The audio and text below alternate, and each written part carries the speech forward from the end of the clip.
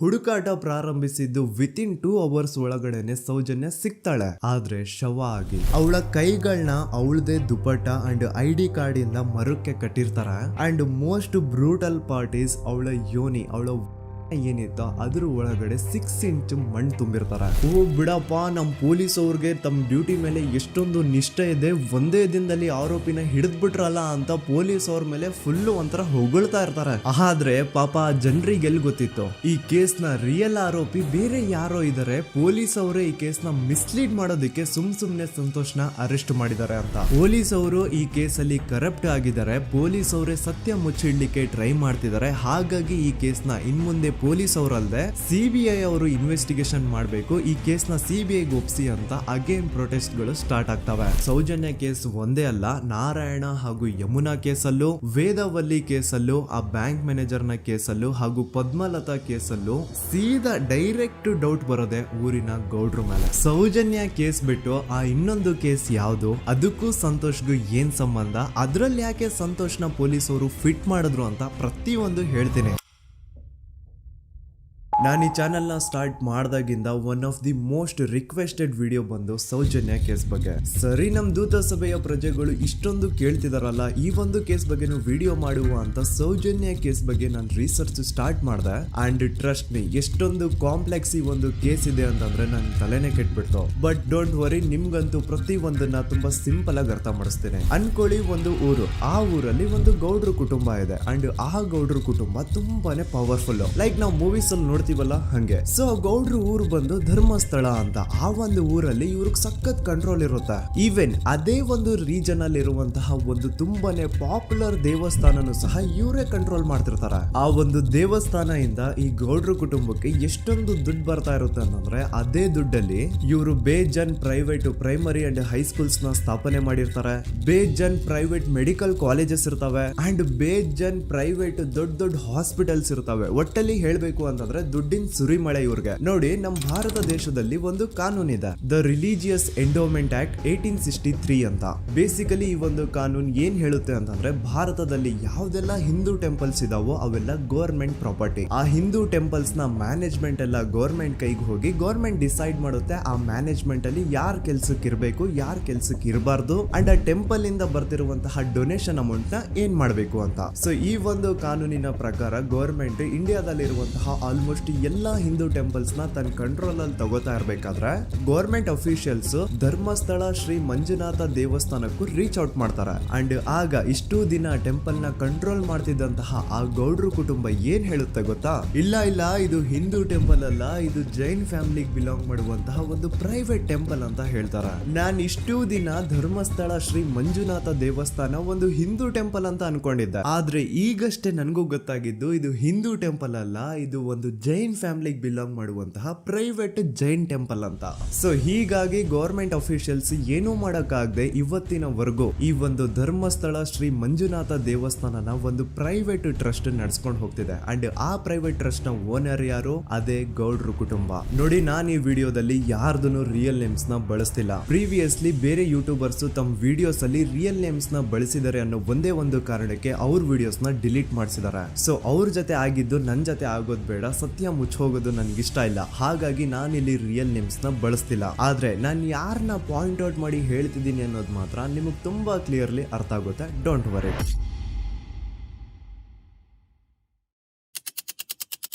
ದಿನಾಂಕ 9/10/2012. A very normal day for everyone except Soujanya. Dharmasthala ಹತ್ರ ಇರುವಂತಹ ಪಂಗಳ್ ಅನ್ನೋ ಒಂದು ಸಣ್ಣ ಹಳ್ಳಿಗೆ ಬಿಲಾಂಗ್ ಮಾಡುವಂತಹ ಸೌಜನ್ಯ ತುಂಬಾನೇ ಒಳ್ಳೆ ಹುಡುಗಿ. SDM ಕಾಲೇಜ್ ಆಫ್ ಉಜ್ರಿಯಲ್ಲಿ 2nd PUC ಓದ್ತಿದ್ದಂತಹ ಇವಳು ತುಂಬಾನೇ ಬ್ರೈಟ್ ಸ್ಟೂಡೆಂಟ್ ಕೂಡ. ಸೊ ಒಂದು ದಿನ ಅಂದ್ರೆ 9 ಅಕ್ಟೋಬರ್ 2012 ಬೆಳಿಗ್ಗೆ 7:30-8 ಗಂಟೆ ಹಾಗೆ ಆಸ್ ಯೂಶುವಲ್ ತನ್ನ ಕಾಲೇಜ್ ಹೋಗೋದಕ್ಕೆ ರೆಡಿ ಆಗ್ತಿರ್ತಾಳೆ. ಅವತ್ತು ಮಂಗಳವಾರದ ದಿನ ಅಂಡ್ ಅವತ್ತು ಲೋಕಲ್ ಫೆಸ್ಟಿವಲ್ ಬೇರೆ ಇರುತ್ತೆ, ಹೊಸ ಅಕ್ಕಿ ಅಂತ. ಈ ಒಂದು ಲೋಕಲ್ ಫೆಸ್ಟಿವಲ್ ದಿನ ಮನೆ ಒಳಗಡೆ ಏನೇ ಅಡುಗೆ ಮಾಡಿದ್ರು ಹೊಸ ಅಕ್ಕಿನೇ ಬಳಸಬೇಕು. ಸೊ ಹೊಸ ಅಕ್ಕಿ ತಂದು ಬ್ರೇಕ್ಫಾಸ್ಟ್ ನ ರೆಡಿ ಮಾಡೋಷ್ಟ್ರಲ್ಲಿ ಸೌಜನ್ಯ ಅವ್ರ ತಾಯಿ ತುಂಬಾ ಲೇಟ್ ಮಾಡ್ತಾರೆ. ಸೊ ಕಾಲೇಜ್ಗೆ ಲೇಟ್ ಆಗ್ತಿದೆ ಅಂತ ಈ ಸೌಜನ್ಯ ಟಿಫಿನ್ ಸಹ ಮಾಡದೆ ಹಾಗೆ ಹೋಗ್ತಾಳೆ. ಅವಳ ತಲೆಯಲ್ಲಿ ಏನಿತ್ತು ಅಂತಂದ್ರೆ, ಹೆಂಗೋ ಇವತ್ತು ಲೋಕಲ್ ಫೆಸ್ಟಿವಲ್ ಬೇರೆ ಇದೆ, ಹಾಗಾಗಿ ಮೇ ಬಿ ಕಾಲೇಜು ಬೇಗ ಬಿಡ್ಬೋದು, ಸೊ ಮಧ್ಯಾಹ್ನ ಡೈರೆಕ್ಟ್ ಮನೆಗೆ ಬಂದು ಊಟ ಬಿಡು ಅಂತ ಅವಳು ಅನ್ಕೊಂಡಿರ್ತಾಳೆ. ಆದ್ರೆ ಕಾಲೇಜ್ ಹೋಗಾದ್ಮೇಲೆ ಗೊತ್ತಾಗುತ್ತೆ ಅವತ್ತು ಅವಳಿಗೆ ಸ್ಪೆಷಲ್ ಕ್ಲಾಸಸ್ ಬೇರೆ ಇದೆ ಅಂತ. ಸೌಜನ್ಯ ಬ್ರೇಕ್ಫಾಸ್ಟ್ ಕೂಡ ಮಾಡಿರಲ್ಲ ಅಂಡ್ ಲಂಚ್ ಬಾಕ್ಸ್ ಕೂಡ ತಂದಿರಲ್ಲ. ಹಾಗಾಗಿ ಲಂಚ್ ಟೈಮ್ ಅಲ್ಲಿ ಸೌಜನ್ಯನ ಒಬ್ಳು ಫ್ರೆಂಡ್ ಜಾನ್ವಿ ತಾನ್ ತಂದಿರುವಂತಹ ಲಂಚ್ ಬಾಕ್ಸ್ ಅಲ್ಲಿ ಒಂದಿಷ್ಟು ಲಂಚ್ ನ ಆಫರ್ ಮಾಡ್ತಾಳೆ. ಆದ್ರೆ ಸೌಜನ್ಯ ಪರವಾಗಿಲ್ಲ ನೀನ್ ತಿನ್ನು, ನಾನ್ ಮನೆಗೆ ಹೋಗ್ಬಿಟ್ಟು ಊಟ ಮಾಡ್ಕೊಂತೀನಿ ಅಂತ ಹೇಳ್ತಾಳೆ. ಸುಮಾರು ಮಧ್ಯಾಹ್ನದ 3:45ಕ್ಕೆ ಕಾಲೇಜ್ ಬಿಡುತ್ತೆ. ಸೌಜನ್ಯ ಕಾಲೇಜ್ ಇಂದ ಬಸ್ ಅಲ್ಲಿ ಬಂದು ನೇತ್ರಾವತಿ ಬಸ್ ಸ್ಟಾಪ್ ಹತ್ರ ಇಳ್ಕೋತಾಳೆ. ಅವಳ ಜೊತೆ ಅವಳ ಕ್ಲಾಸ್ ಮೇಟ್ಸ್ ಅಂಡ್ ಫ್ರೆಂಡ್ಸ್ ಎಲ್ಲ ಇರ್ತಾರೆ. ಸೊ ಅವ್ರಿಗೆಲ್ಲ ಬಾಯ್ ಹೇಳ್ಬಿಟ್ಟು ಸೌಜನ್ಯ ತನ್ನ ಮನೆ ಕಡೆಗೆ ಹೊರಡ್ತಾಳೆ. ನೇತ್ರಾವತಿ ಬಸ್ ಸ್ಟಾಪ್ ಇಂದ ಸೌಜನ್ಯ ಮನೆಗೆ 20 ಮಿನಿಟ್ಸ್ ನ ವಾಕ್ ಇರುತ್ತೆ. ಮ್ಯಾಕ್ಸ್ ಟು ಮ್ಯಾಕ್ಸ್ 30 ಮಿನಿಟ್ ಹಿಡಿಬಹುದು. ಸೊ ಸೌಜನ್ಯ ನಡ್ಕೊಂಡು ಮನೆ ಕಡೆಗೆ ಹೋಗ್ತಾ ಇರ್ತಾಳೆ. ಒಂದ್ ಸ್ವಲ್ಪ ದೂರದಲ್ಲಿ ಪ್ರಕೃತಿ ಹಾಸ್ಪಿಟಲ್ ಅಂತ ಒಂದಿರುತ್ತೆ. ಅಲ್ಲಿನ ಸೆಕ್ಯೂರಿಟಿ ಗಾರ್ಡ್ ಸೌಜನ್ಯ ನಡ್ಕೊಂಡು ಹೋಗ್ತಾ ಇರೋದನ್ನ ನೋಡ್ತಾನೆ ಕೂಡ. ನಂತರ ಸೌಜನ್ಯ ಒಂದು 10 ನಿಮಿಷ ಹಂಗೆ ಮುಂದೆ ನಡ್ಕೊಂಡು ಹೋಗಾದ್ಮೇಲೆ ಸೌಜನ್ಯಗೆ ತನ್ನ ಮಾವ ಸಿಗ್ತಾರ. ಅವರು ಸೌಜನ್ಯನ ನೋಡಿ ಮಾತಾಡಿಸ್ತಾರೆ. ಯಾಕಮ್ಮ ಕಾಲೇಜಿಂದ ಇಷ್ಟು ಲೇಟ್ ಬರ್ತಿದೀಯಾ ಅಂತ ಕೇಳ್ತಾರೆ. ಆಗ ಸೌಜನ್ಯ ಇಲ್ಲ ಮಾವ, ಕಾಲೇಜಲ್ಲಿ ಸ್ಪೆಷಲ್ ಕ್ಲಾಸ್ ಇತ್ತು, ಹಾಗಾಗಿ ಲೇಟ್ ಆಗ್ಬಿಡ್ತು ಅಂತ ಹೇಳಿ ಒಂದೆರಡು ಮಾತಾಡಿಸಿ ನಂತರ ತನ್ನ ಮನೆ ಕಡೆಗೆ ತಾನು ಹೊರಡ್ತಾಳ. ಈಗ ಆ ಒಂದು ಪಾಯಿಂಟ್ ಇಂದ ಸೌಜನ್ಯಗೆ ತನ್ನ ಮನೆ ಹೋಗ್ಲಿಕ್ಕೆ 10 ನಿಮಿಷ ಬೇಕು. ಮ್ಯಾಕ್ಸ್ ಟು ಮ್ಯಾಕ್ಸ್ 20 ಮಿನಿಟ್ ಅನ್ಕೊಳ್ಳಿ. 3:45ಕ್ಕೆ ಕಾಲೇಜ್ ಬಿಟ್ರೆ ಅರೌಂಡ್ 4:30ಗೆ ಮನೇಲಿ ಇರ್ಬೇಕಾಗಿದ್ದು ಹುಡುಗಿ 6:30-7 ಗಂಟೆ ಆಗಿದ್ರು ಮನೆಗೆ ಸೇರಿರಲ್ಲ. ಸೊ ಮನೇಲಿ ಸೌಜನ್ಯ ಅವ್ರ ತಾಯಿಗೆ ಟೆನ್ಷನ್ ಸ್ಟಾರ್ಟ್ ಆಗುತ್ತೆ. ಏನಪ್ಪ ಈ ಹುಡುಗಿ ಎಷ್ಟೊತ್ತಾದ್ರೂ ಇನ್ನು ಮನೆಗ್ ಬಂದಿಲ್ವಲ್ಲ ಅಂತ. ಸೊ ಅವ್ರೇನ್ ಮಾಡ್ತಾರೆ, ಸೌಜನ್ಯ ಅವ್ರ ತಂದೆ ಕಾಲ್ ಮಾಡ್ಬಿಟ್ಟು ರೀ ಹಿಂಗೆ 3:30-4 ಗಂಟೆಗೆ ಕಾಲೇಜಿಂದ ಮನೆಗ್ ಬರ್ತಿದ್ದಿದ್ ನಮ್ ಹುಡುಗಿ ಇವತ್ತು 7 ಗಂಟೆ ಆದ್ರೂ ಇನ್ನು ಮನೆಗ್ ಬಂದಿಲ್ಲ, ನೀವು ಸ್ವಲ್ಪ ಬೇಗ ಮನೆಗ್ ಬಂದು ವಿಚಾರಿಸಿ ಅಂತ ಗಾಬ್ರಿಲಿ ಹೇಳ್ತಾರೆ. ಸರಿ ಅಂತ ಸೌಜನ್ಯ ಅವ್ರ ತಂದೆ ಮನೆಗ್ ಬಂದ್ಬಿಟ್ಟು ಸೌಜನ್ಯನ ಫ್ರೆಂಡ್ಸ್ ಕ್ಲಾಸ್ ಮೇಟ್ಸ್ ಯಾರ್ದೆಲ್ಲ ಅವ್ರ ಹತ್ರ ನಂಬರ್ ಇರುತ್ತೋ ಅವ್ರಿಗೆಲ್ಲ ಕಾಲ್ ಮಾಡ್ಬಿಟ್ಟು ಸೌಜನ್ಯ ಬಗ್ಗೆ ಕೇಳ್ತಾರೆ. ನಮ್ ಹುಡುಗಿ ಏನಾದ್ರೂ ನಿಮ್ ಮನೆಗ್ ಬಂದಿದ್ದಾಳ ಅಮ್ಮ ಅಂತ. ಆದ್ರೆ ಸೌಜನ್ಯನ ಫ್ರೆಂಡ್ಸ್ ಅಂಡ್ ಕ್ಲಾಸ್ ಮೇಟ್ಸ್ ಎಲ್ಲ ಇಲ್ಲ ಅಂಕಲ್, ನಮ್ಮ ಮನೆಗಂತೂ ಸೌಜನ್ಯ ಏನು ಬಂದಿಲ್ಲ, ಅವಳು ಬಸ್ ಸ್ಟಾಪ್ ಇಂದ ಸೀದಾ ನಿಮ್ ಮನೆ ಕಡೆಗೇನೆ ಹೊರಟ್ಲಲ್ವಾ, ಯಾಕೆ ಇನ್ನೂ ಬಂದಿಲ್ವಾ ಅಂತ ಕೇಳ್ತಾರ. ಆಗ ಸೌಜನ್ಯ ಅವ್ರ ತಂದೆ ಇಲ್ಲಮ್ಮ ಬಂದಿಲ್ಲ, ಹಾಗಾಗಿನೇ ಕಾಲ್ ಮಾಡಿರೋದು ಅಂತ ಹೇಳಿ ಕಾಲ್ ಕಟ್ ಮಾಡ್ತಾರ. ದೆನ್ ಸೌಜನ್ಯ ಅವ್ರ ತಂದೆ ಸೌಜನ್ಯ ಅವ್ರ ಮಾವ ಕಾಲ್ ಮಾಡ್ತಾರ. ಅಳಿಯ ಎಲ್ಲಿದ್ಯಾ, ನನ್ ಮಗಳು ಇನ್ನು ಮನೆಗ್ ಬಂದಿಲ್ಲ, ನೀನೇನಾದ್ರೂ ಅವಳನ್ನ ನೋಡ್ದ ಅಂತ ಕೇಳ್ತಾರ. ಆ ಕಡೆಯಿಂದ ಅವರು ಸೌಜನ್ಯನ ಮಾವ ಹೇಳ್ತಾರೆ, ಹ್ಞೂ ನಾನ್ ನೋಡ್ದೆ, 4:15 ಹಾಗೆ ಆ ಹುಡುಗಿ ಕಾಲೇಜಿಂದ ಬರ್ಬೇಕಾದ್ರೆ ನನಗ್ ಕಾಣಿಸಿದ್ಲು, ನಾನ್ ಸ್ವಲ್ಪ ಮಾತಾಡ್ದೆ ಅವಳ ಹತ್ರ, ಅದಾದ್ಮೇಲೆ ಅವಳು ಮನೆ ಕಡೆ ಹೋದ್ಲಲ್ಲ, ಯಾಕೆ ಇನ್ನೂ ಬಂದಿಲ್ವಾ ಅಂತ ಅವರೇ ಉಲ್ಟಾ ಕ್ವಶನ್ ಕೇಳ್ತಾರ. ಈ ಕಡೆ ಸೌಜನ್ಯ ಅವ್ರ ತಂದೆ ಇಲ್ಲ 7 ಗಂಟೆ ಆದ್ರೂ ಮಗು ಇನ್ನು ಮನೆಗ್ ಬಂದಿಲ್ಲ, ನಮ್ಗೆ ಯಾಕೋ ತುಂಬಾ ಗಾಬರಿ ಆಗ್ತಿದೆ, ನೀನೊಂದ್ ಕೆಲ್ಸ ಮಾಡು, ನಮ್ಮವ್ರನ್ನೆಲ್ಲ ಸೇರ್ಸು, ಎಲ್ರೂ ಸೇರಿ ಹುಡುಕುವ ಅವಳನ್ನ ಅಂತ ಸುಮಾರು ರಾತ್ರಿ 7 ಗಂಟೆಯಿಂದ ಹಿಡಿದು 11 ಗಂಟೆವರೆಗೂ ಸೌಜನ್ಯನ ಮನೆಯವರು ಅಂಡ್ ಊರಿನ ಜನ 200-300 ಜನ ಸೇರ್ಕೊಂಡು ಸೌಜನ್ಯನ ಹುಡುಕ್ತಾರೆ. ಆದ್ರೆ ಸೌಜನ್ಯನ ಒಂದು ಸುಳಿವು ಸಿಗಲ್ಲ. ಸೊ ಕೊನೆಗೆ ಸಹಾಯ ಕೇಳ್ತಾ ರಾತ್ರಿ 11 ಗಂಟೆ ಹಾಗೆ ಸೌಜನ್ಯನ ತಂದೆ ತಾಯಿ ಅಂಡ್ ಊರಿನ ಜನ ಎಲ್ಲ ಬೆಳ್ತಂಗಡಿ ಪೊಲೀಸ್ ಸ್ಟೇಷನ್ ಹತ್ರ ಹೋಗ್ತಾರ. ಅಲ್ಲಿ ಪೊಲೀಸ್ ಅವ್ರ ಹತ್ರ ಕಾಲೇಜ್ ಹೋಗಿದ್ ನಮ್ ಹುಡುಗಿ ಇಷ್ಟೊತ್ತಾದ್ರೂ ಇನ್ನು ಮನೆಗ್ ಬಂದಿಲ್ಲ, ಎಷ್ಟು ಹುಡುಕಿದ್ರು ಸಿಗ್ತಾ ಇಲ್ಲ, ಸೊ ಪ್ಲೀಸ್ ಒಂದು ಮಿಸ್ಸಿಂಗ್ ರಿಪೋರ್ಟ್ ನ ಫೈಲ್ ಮಾಡಿ ನಮ್ ಹುಡುಗಿನ ಹುಡುಕೊಡಿ ಅಂತ ಕೇಳ್ಕೊತಾರ. ಆದ್ರೆ ಪೊಲೀಸ್ ಅವರು ಒಪ್ಪಲ್ಲ. ಇಲ್ಲ ಯಾವುದೇ ಪರ್ಸನ್ ಮಿಸ್ಸಿಂಗ್ ಆದ್ರೆ ಆಫ್ಟರ್ 24 ಅವರ್ಸ್ ಆದ್ಮೇಲೆನೆ ರಿಪೋರ್ಟ್ ಫೈಲ್ ಮಾಡಕ್ಕಾಗೋದು. ಸೊ ನೀವ್ ಒಂದ್ ಕೆಲ್ಸ ಮಾಡಿ, ಈಗ ಮನೆಗ್ ಹೋಗಿ ನಾಳೆ ಬೆಳಿಗ್ಗೆವರೆಗೂ ನೋಡಿ, ನಾಳೆ ಬೆಳಿಗ್ಗೆವರೆಗೂ ನಿಮ್ ಮಗಳು ನಿಮ್ ಮನೆಗ್ ಬಂದಿಲ್ಲ ಅಂತಂದ್ರೆ ಆಗ ಬಂದ್ಬಿಟ್ಟು ಮಿಸ್ಸಿಂಗ್ ರಿಪೋರ್ಟ್ ನ ಫೈಲ್ ಮಾಡಿಸಿ ಅಂತ ಹೇಳಿ ಕಳಿಸ್ತಾರ. ಆಗ ಆಲ್ಮೋಸ್ಟ್ ಮಿಡ್ ನೈಟ್ ಆಗಿರೋದ್ರಿಂದ ಅಂಡ್ ಮಳೆ ಬೇರೆ ತುಂಬಾ ಜೋರಾಗಿ ಬರ್ತಾ ಇರುತ್ತೆ. ಸೊ ಈ ಸಿಚುವೇಶನ್ ಅಲ್ಲಿ ಸೌಜನ್ಯನ ಹುಡುಕ್ಲಿಕ್ಕೆ ಆಗಲ್ಲ. ನಾಳೆ ಬೆಳಿಗ್ಗೆ ಸೇರ್ಕೊಂಡು ಅಗೇನ್ ಎಲ್ರು ಸೌಜನ್ಯನ ಹುಡುಕುವ ಅಂತ ಸೌಜನ್ಯನ ಮನೆಯವರು ಅಂಡ್ ಊರಿನ ಜನ ಎಲ್ರು ತಮ್ಮ ಮನೆಗೆ ಹೋಗ್ಬಿಡ್ತಾರ. ನೆಕ್ಸ್ಟ್ ದಿನ ಅಂದ್ರೆ 10 ಅಕ್ಟೋಬರ್ 2012 ಬುಧವಾರದ ದಿನ ಬೆಳಿಗ್ಗೆ 10 ಗಂಟೆ ಹಾಗೆ ಸೌಜನ್ಯನ ಮನೆಯವರು ಅಂಡ್ ಊರಿನ 200-300 ಜನ ಸೇರ್ಕೊಂಡು ಅಗೇನ್ ಸೌಜನ್ಯಗೋಸ್ಕರ ಹುಡುಕಾಟ ಸ್ಟಾರ್ಟ್ ಮಾಡ್ತಾರ. ಹುಡುಕಾಟ ಪ್ರಾರಂಭಿಸಿದ್ದು ವಿತಿನ್ 2 ಅವರ್ಸ್ ಒಳಗಡೆನೆ ಸೌಜನ್ಯ ಸಿಗ್ತಾಳೆ. ಆದ್ರೆ ಶವ ಆಗಿ ಆ 200-300 ಊರಿನ ಜನ ಎಲ್ಲ ಸೇರ್ಕೊಂಡು ಏನ್ ಸೌಜನ್ಯನ ಹುಡುಕ್ತಾ ಇದ್ರು ಅದರಲ್ಲಿ ಯಾರೋ ಒಬ್ರಿಗೆ ಸೌಜನ್ಯನ ಮನೆಯಿಂದ ಕೇವಲ 10 ನಿಮಿಷ ದೂರದಲ್ಲಿರುವಂತಹ ಒಂದು ಹಳ್ಳನ ದಡದಲ್ಲಿ ಸೌಜನ್ಯ ಮೃತದೇಹ ಸಿಗುತ್ತಾ. ಈಗ ಸತ್ತಿರುವಂತಹ ಸೌಜನ್ಯನ ಡೆಡ್ ಬಾಡಿ ಯಾವ ಒಂದು ಕಂಡೀಷನ್ ಅಲ್ಲಿ ಇತ್ತು ಅಂತ ಹೇಳ್ತೀನಿ, ಸ್ವಲ್ಪ ಗಮನ ಇಟ್ಟು ಕೇಳಿಸ್ಕೊಳ್ಳಿ. ಅವಳ ಕೈಗಳನ್ನ ಅವಳದೇ ದುಪಟ್ಟ ಅಂಡ್ ID ಕಾರ್ಡ್ ಇಂದ ಮರಕ್ಕೆ ಕಟ್ಟಿರ್ತಾರ. ಅವಳ ಬಾಡಿ ಎಲ್ಲ ನೇಕೆಡ್ ಇರುತ್ತೆ, ಮೈ ಮೇಲೆ ಸರಿಯಾದ ಬಟ್ಟೆ ಇರಲ್ಲ, ಮೈ ಮೇಲೆ ಮಲ್ಟಿಪಲ್ ಕಟ್ ಮಾರ್ಕ್ಸ್ ಇರುತ್ತೆ, ತುಂಬಾ ಜೋರಾಗಿ ಹೊಡೆದಿರುವಂತಹ ಗಾಯಗಳು ಮೈ ಮೇಲೆ ಎದ್ದು ಕಾಣಿಸ್ತಿರ್ತವೆ. ಅವಳ ರಿಪ್ಸ್ ಎದೆ ಭಾಗದ ಮೂಳೆಗಳೆಲ್ಲ ಮುರಿದು ಹೋಗ್ಬಿಟ್ಟಿರ್ತವೆ. And most brutal part is ಅವಳ ಯೋನಿ, ಅವಳ ಏನಿತ್ತೋ ಅದ್ರ ಒಳಗಡೆ 6 ಇಂಚ್ ಮಣ್ಣು ತುಂಬಿರ್ತಾರೆ. ಆ ಬಾಡಿ ಕಂಡೀಷನ್ ನ ನೋಡಿದಾದ್ಮೇಲೆ ಒಂದಂತೂ ತುಂಬಾ ಕ್ಲಿಯರ್ ಆಗಿ ಅರ್ಥ ಆಗುತ್ತೆ, ಅವಳನ್ನ ಯಾರೋ ತುಂಬಾ ಫೋರ್ಸ್ಫುಲಿ ಮಾಡಿ ನಂತರ ನಿರ್ದಯವಾಗಿ ಸಾಯಿಸಿದ್ದಾರೆ ಅಂತ. ಇಲ್ಲಿ ಕ್ರಿಮಿನಲ್ಸ್ ನ ಬುದ್ಧಿವಂತಿಕೆ ನೋಡಿ ಪೊಲೀಸ್ ಅವ್ರಿಗೆ ಏನೂ ಸುಳಿವು ಸಿಗ್ಬಾರ್ದು ಅಂತ ಅವಳ ಯೋನಿ ಒಳಗಡೆ 6 ಇಂಚ್ ಅಷ್ಟು ಮಣ್ಣು ತುಂಬ ಹೋಗಿರ್ತಾರೆ. ಸೊ ದೆನ್ ಪೊಲೀಸ್ ಅವ್ರಿಗೆ ವಿಷಯ ಗೊತ್ತಾಗುತ್ತೆ. ಅವರು ಸ್ಪಾಟ್ ಗೆ ಬಂದು ಸೌಜನ್ಯನ ಬಾಡಿನ ರಿಕವರ್ ಮಾಡಿ ಆ ಒಂದು ಸ್ಪಾಟ್ ನ ಕಂಪ್ಲೀಟ್ ಸೀಸ್ ಮಾಡ್ತಾರೆ. ಒಬ್ಳು ಸಾಮಾನ್ಯ ಮಿಡಲ್ ಕ್ಲಾಸ್ ಹುಡುಗಿ, ಒಬ್ಳು ವೆರಿ ಬ್ರೈಟ್ ಸ್ಟೂಡೆಂಟ್ ನ ಈ ಮಟ್ಟಿಗೆ ಇಷ್ಟು ನಿರ್ದಯವಾಗಿ ಸಾಯಿಸಿರೋದು ಯಾರು? ಇನ್ ಕೇಸ್ ಏನಾದ್ರೂ ಈ ಕ್ರೈಮ್ ಮಾಡಿದವನು ಸಿಕ್ಕಿ ಬಿದ್ರೆ ಅವನ್ನ ಸುಮ್ನೆ ಬಿಡಬಾರ್ದು ಅಂತ ಜನ ಆಕ್ರೋಶ ವ್ಯಕ್ತಪಡಿಸ್ತಾರೆ. ಅಂಡ್ ಗೆಸ್ ವಾಟ್, ನಮ್ ಪೊಲೀಸ್ ಅವರು ಇಷ್ಟೊಂದು ಫಾಸ್ಟ್ ಆಗಿ ಇನ್ವೆಸ್ಟಿಗೇಷನ್ ಕಂಪ್ಲೀಟ್ ಮಾಡ್ತಾರೆ ಅಂತ ನಾನಂತೂ ಎಕ್ಸ್ಪೆಕ್ಟ್ ಮಾಡಿರ್ಲಿಲ್ಲ. ಅಂಡ್ ಈವನ್ ಈ ಒಂದು ವಿಷಯದಿಂದ ಊರಿನ ಜನನು ಶಾಕ್ ಆಗ್ತಾರೆ. ಸೌಜನ್ಯ ಬಾಡಿ ಸಿಕ್ಕಿದ್ದ ನೆಕ್ಸ್ಟ್ ದಿನ ಅಂದ್ರೆ 11 ಅಕ್ಟೋಬರ್ 2012 ಸಂಜೆ 5 ಗಂಟೆ ಹಾಗೆ ಯಾರು ಸೌಜನ್ಯನ ಪಂಡು ಮರ್ಡರ್ ಮಾಡಿದ್ನೋ ಆ ಕ್ರಿಮಿನಲ್ ಕೂಡ ಸಿಕ್ಕಿ ಬೀಳ್ತಾನೆ. ಈಗ ನೀವು ಥಿಂಕ್ ಮಾಡ್ಬೋದು, ಸೌಜನ್ಯನ ಯಾರು ಮರ್ಡರ್ ಮಾಡಿದ್ರು ಅಂಡ್ ಯಾರ ಕ್ರೈಮ್ ನ ಮಾಡಿದ್ರು ಅವನು ನೆಕ್ಸ್ಟ್ ದಿನಾನೇ ಸಿಕ್ಕಿ ಬಿದ್ದ. ಹಾಗಿದ್ರೆ ಈ ಕೇಸ್ ಯಾವಾಗ್ಲೂ ಕ್ಲೋಸ್ ಆಗ್ಬಿಡ್ಬೇಕಿತ್ತು. ಆದ್ರೂ ಸ್ಟಿಲ್ ಇವತ್ತಿನ ದಿನವರೆಗೂ ಯಾಕೆ ಈ ಕೇಸು ಪದೇ ಪದೇ ನ್ಯೂಸ್ ಅಲ್ಲಿ ಬರುತ್ತೆ ಅಂದ್ರೆ, ನಮ್ ದೂತ ಸಭೆಯ ಪ್ರಜೆಗಳೇ ರೆಡಿ ಆಗಿ, ಆರೋಪಿ ಸಿಕ್ಕಾದ್ಮೇಲೆ ಈ ಕೇಸು ಕ್ಲೋಸ್ ಆಗಿಲ್ಲ. ಆಕ್ಚುಲಿ ಈ ಕೇಸು ಓಪನ್ ಆಗಿದ್ದೆ ಈಗ. ನೋಡಿ, ಸೌಜನ್ಯನ ಬಾಡಿ ಸಿಕ್ಕಿದ್ದು ನೆಕ್ಸ್ಟ್ ದಿನ ಅಂದ್ರೆ 11 ಅಕ್ಟೋಬರ್ 2012. PSI ಯೋಗೇಶ್ ಅವರು ಯಾರನ್ನ ಈ ಕೇಸಲ್ಲಿ ಅರೆಸ್ಟ್ ಮಾಡಿದ್ರು ಅಂದ್ರೆ ಆತನ ಹೆಸರು ಬಂದು ಸಂತೋಷ್ ರಾವ್. 28-29 ವಯಸ್ಸಿರುವಂತಹ Santosh Rao first of all ಧರ್ಮಸ್ಥಳದವನು ಅಲ್ವೇ ಅಲ್ಲ, ಅವನು ಶೃಂಗೇರಿ ಅವನು. ಸಂತೋಷ್ ರಾವ್ ನ ತಂದೆ ಸ್ಕೂಲ್ ಟೀಚರ್ ಅಂಡ್ ತಾಯಿ ಹೌಸ್ ವೈಫ್.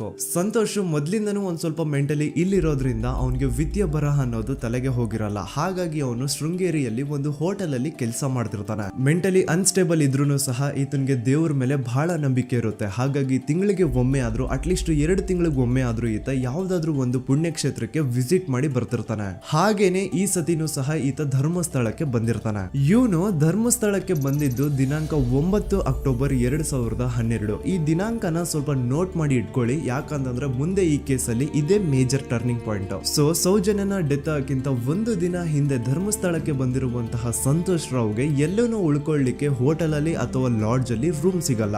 ರೀಸನ್ ಇಷ್ಟೇ, ಸಂತೋಷ್ ರಾವ್ ನೋಡ್ಲಿಕ್ಕೆ ಸ್ವಲ್ಪ ಮೆಂಟಲಿ ಅನ್ಸ್ಟೇಬಲ್ ಪರ್ಸನ್ ತರ ಇರ್ತಾನೆ. ಅವನ ಅವತಾರ, ಅವನ ವೇಷಭೂಷಣ ಅಷ್ಟು ಸರಿ ಇರಲ್ಲ. ಹಾಗಾಗಿ ಇವನ್ಗೆ ಯಾವುದೇ ಒಂದು ಹೋಟೆಲ್ ಅಲ್ಲಿ ಅಥವಾ ಲಾಡ್ಜ್ ಅಲ್ಲಿ ಎಲ್ಲಿನೂ ರೂಮ್ ಸಿಗಲ್ಲ. ಸೊ ಉಳ್ಕೊಳ್ಳೋಕೆ ಜಾಗ ಸಿಗದೆ ಇವನೇನ್ ಮಾಡ್ತಾನೆ, ಅಲ್ಲೇ ಹತ್ರದಲ್ಲಿರುವಂತಹ ಬಾಹುಬಲಿ ಬೆಟ್ಟಕ್ಕೆ ಹೋಗಿ ಅಲ್ಲಿರುವಂತಹ ಬಾಹುಬಲಿ ಸ್ಟ್ಯಾಚು ಹತ್ರನೇ ಆಶ್ರಯ ತಗೊಳ್ತಾನೆ. ಅಂಡ್ 1-2 ದಿನ ಅವನು ಅಲ್ಲೇ ಉಳ್ಕೋತಾನೆ ಕೂಡ. ಡೇ ಟೈಮ್ ಅಲ್ಲಿ ಧರ್ಮಸ್ಥಳಕ್ಕೆ ಬಂದು ಧರ್ಮಸ್ಥಳ ಶ್ರೀ ಮಂಜುನಾಥ ದೇವಸ್ಥಾನದಲ್ಲಿದ್ದು ಅಲ್ಲೇ ಪ್ರಸಾದ ಊಟ ಎಲ್ಲ ಮಾಡಿ ನಂತರ ನೈಟ್ ಆಗ್ತಿದ್ದಂಗೆ ಬಾಹುಬಲಿ ಬೆಟ್ಟಕ್ಕೆ ಹೋಗಿ ಆ ಸ್ಟ್ಯಾಚು ಹತ್ರನೇ ಮಲ್ಕೊಳ್ತಿರ್ತಾನೆ.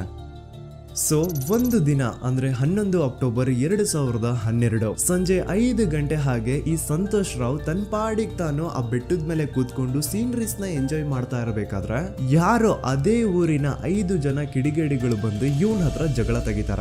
ಈ 5 ಜನ ಯಾರು ಅಂತ ನಂತರ ಹೇಳ್ತೀನಿ. ಸೊ ಈ 5 ಜನ ಕಿಡಿಗೇಡಿಗಳು ಸಂತೋಷ್ ರಾವ್ ಹತ್ರ ಜಗಳ ತೆಗೆದು ಅವನ್ನ ಅವಾಚ್ಯ ಶಬ್ದಗಳಿಂದ ಬೈದು ಅವನ್ನ ಹೊಡೆದು, ಅಷ್ಟೇ ಸಾಲದೆ ಆ 5 ಜನ ಸಂತೋಷ್ ರಾವ್ನ ಪೊಲೀಸ್ ಸ್ಟೇಷನ್ಗೆ ಎಳ್ಕೊಂಡ್ ಬಂದು ಇವನು ನಾವು ಬಾಹುಬಲಿ ಬೆಟ್ಟಕ್ಕೆ ಅಂತ ಹೋಗಿದ್ರೆ ಅಲ್ಲಿ ನಮ್ಮ ಮೇಲೆ ಅಟ್ಯಾಕ್ ಮಾಡ್ದ, ಇವ್ನು ನೋಡ್ಲಿಕ್ಕೂ ಸಹ ಒಳ್ಳೆ ಸೈಕೋ ಕಿಲ್ಲರ್ ಇದ್ದಂಗಿದಾನೆ, ನಮ್ಗೆ ಯಾಕೋ ನಿನ್ನೆ ನಮ್ಮ ಊರಲ್ಲಿ ನಡೆದಿರುವಂತಹ ಘಟನೆ ಆ ಸೌಜನ್ಯನ ಪಂಡು ಮರ್ಡರ್ ಇವನೇ ಮಾಡಿದಾನೆ ಅಂತ ಡೌಟ್ ಬರ್ತಿದೆ ಅಂತ ಆ 5 ಜನ ಕಿಡಿಗೇಡಿಗಳು ಸಂತೋಷ್ ರಾವ್ನ ಪೊಲೀಸ್ ಅವ್ರ ಹತ್ರ ಹಾಕೊಡ್ತಾರ.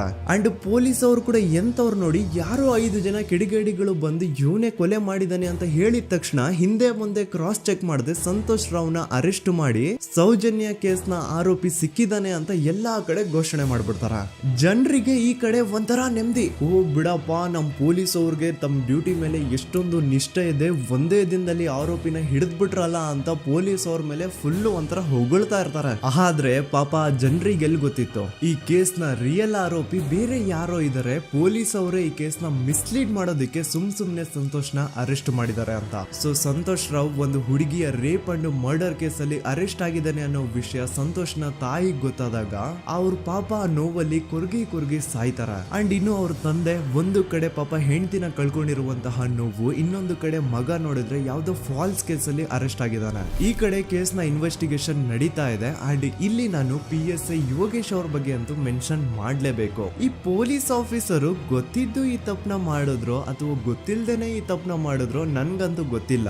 ಸೊ ಇವ್ರು ಏನ್ ಮಾಡ್ತಾರೆ ಅಂತಂದ್ರೆ, ಸೌಜನ್ಯನ ಬಾಡಿನ ಪೋಸ್ಟ್ ಮಾರ್ಟಮ್ ಗೆ ಕಳಿಸಿದಾಗ ಡಾಕ್ಟರ್ಸ್ ಹಂಗೋ ಹಿಂಗೋ ಮಾಡಿ ಇಂದ ಕೆಲವೊಂದು ಸ್ಪರ್ಮ್ ನ ಸ್ಯಾಂಪಲ್ಸ್ ಕಲೆಕ್ಟ್ ಮಾಡ್ತಾರೆ. ಅದನ್ನ ಅವರು PSI ಯೋಗೇಶ್ಗೆ ಕೊಟ್ಟು ಇದನ್ನ ವಿತಿನ್ 72 ಅವರ್ಸ್ ಒಳಗಡೆ ಇನ್ನೊಂದು ಲ್ಯಾಬ್ ಗೆ ಸಬ್ಮಿಟ್ ಮಾಡಿ ಅಂತ ತುಂಬಾ ಕ್ಲಿಯರ್ ಆಗಿ ಹೇಳ್ತಾರೆ. ಆದ್ರೆ PSI ಯೋಗೇಶ್ ಆ ಸ್ಪರ್ಮ್ ಸ್ಯಾಂಪಲ್ಸ್ ನ ವಿತಿನ್ 72 ಅವರ್ಸ್ ಒಳಗಡೆ ಲ್ಯಾಬ್ ಕಳ್ಸೋದಿರ್ಲಿ, ಅದನ್ನ 12 ದಿನ ಆದ್ಮೇಲೆ ಲ್ಯಾಬ್ ಕಳಿಸ್ತಾರೆ. ಅಷ್ಟೊತ್ತಿಗೆ ಆಲ್ರೆಡಿ ಆ ಸ್ಪರ್ಮ್ ಸ್ಯಾಂಪಲ್ಸ್ ಗೆಲ್ಲ ಫಂಗಸ್ ಹಿಡಿದು ಅದು ಅನ್ಫಿಟ್ ಫಾರ್ ಟೆಸ್ಟಿಂಗ್ ಅಂತ ಬರುತ್ತೆ. ಈಗ ನೀವೇ ಹೇಳಿ, ಎಂತ ಡಂಬೆಸ್ಟ್ ಪರ್ಸನ್ ಪೊಲೀಸ್ ಆಫೀಸರ್ ಆಗಿದ್ರು ಅವನ ಹತ್ರ ಒಂದು ಮರ್ಡರ್ ಕೇಸ್ ಬಂದಾಗ ಅವನ ಹತ್ರ ಇರೋ ಮೇನ್ ಸಾಕ್ಷಿನೇ, ಮೇನ್ ಎವಿಡೆನ್ಸ್ ಆ ಹುಡುಗಿಯ ಇಂದ ಕಲೆಕ್ಟ್ ಆಗುವಂತಹ ಸ್ಪರ್ಮ್ ಸ್ಯಾಂಪಲ್ಸ್. ಸೊ ಅದನ್ನ ಮೊದಲು ಲ್ಯಾಬ್ ಕಳಿಸಿ ಅದನ್ನ ಐಡೆಂಟಿಫೈ ಮಾಡೋದು ಪೊಲೀಸ್ ಅವರ ಫಸ್ಟ್ ಡ್ಯೂಟಿ. ಆದ್ರೆ ಇಲ್ಲಿ PSI ಯೋಗೇಶ್ ಅವರು ಇದನ್ನೇ ಮರ್ತು ಹೋದ್ರು ಅಂತ ನೋಡಿ. ಯಾವುದೇ ಒಂದು ಕೇಸ್ ಅಲ್ಲಿ ಪೊಲೀಸ್ ಅವರು ಆದಷ್ಟು ಎವಿಡೆನ್ಸ್ ನ ಕಲೆಕ್ಟ್ ಮಾಡೋದಕ್ಕೆ ಟ್ರೈ ಮಾಡ್ತಾರೆ.